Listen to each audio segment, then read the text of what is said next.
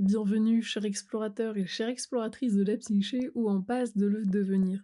Aujourd'hui, j'aimerais te parler de quelque chose que nous vivons tous, mais que nous comprenons rarement vraiment. Le conflit.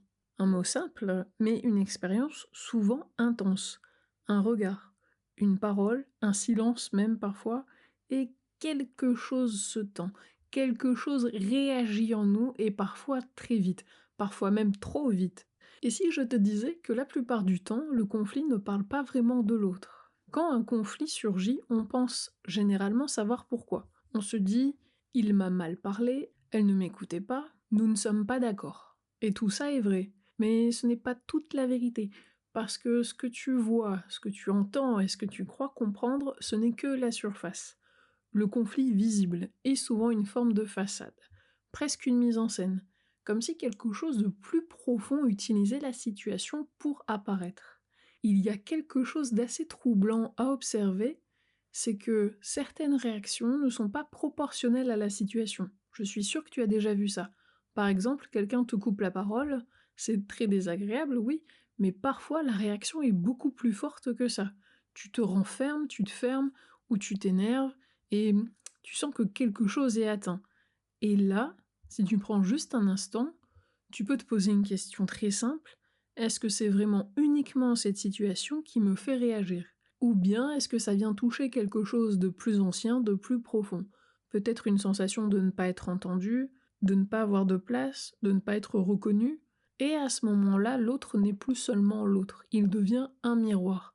Un miroir qui montre quelque chose de toi, mais pas forcément quelque chose que tu as envie de voir. Dans la psychologie analytique, on parle de l'ombre, non pas comme quelque chose de mauvais, attention, mais comme tout ce que nous n'avons pas encore intégré de nous-mêmes. Et le conflit est un moment privilégié où cette ombre peut apparaître. Pas de manière claire, pas de manière douce non plus, mais à travers une réaction excessive, une émotion soudaine, une tension difficile à expliquer. Et parfois tu te surprends toi-même, tu te dis « je ne comprends pas pourquoi j'ai réagi comme ça ». Et en réalité, ce n'est pas parce que tu ne comprends pas, c'est que quelque chose en toi a parlé plus vite que ta conscience. Il y a un moment très précis où tout peut changer. C'est le moment où, au lieu de te focaliser uniquement sur l'autre, tu reviens vers toi.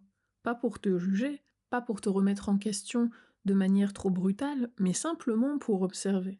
Par exemple, dans un conflit, au lieu de répondre immédiatement, tu peux juste prendre un léger temps, un espace, même très court, hein, un pas en arrière, et te poser cette question: qu'est-ce qui vient d'être touché en moi? Pas intellectuellement, mais vraiment, dans le corps, dans la sensation, dans l'émotion. Et parfois la réponse n'est pas immédiate, mais quelque chose est en train de s'ouvrir à ce moment-là. Et à partir de là, le conflit change complètement de nature.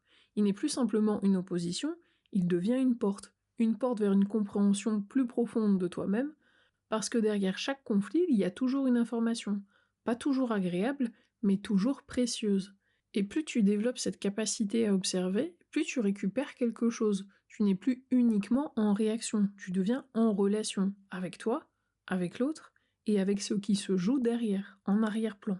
Alors la prochaine fois que tu te retrouves dans un conflit, au lieu de vouloir immédiatement avoir raison, ou de vouloir fuir, essaie simplement de te poser cette question: et si ce qui me dérange chez l'autre n'était pas seulement chez l'autre? Et si c'était une invitation à regarder quelque chose en toi que tu n'avais pas encore vu? Je te remercie pour ton écoute, pour ta présence. On se dit à très bientôt, et n'oublie pas, raconte-moi tes rêves, et je te dirai qui tu es.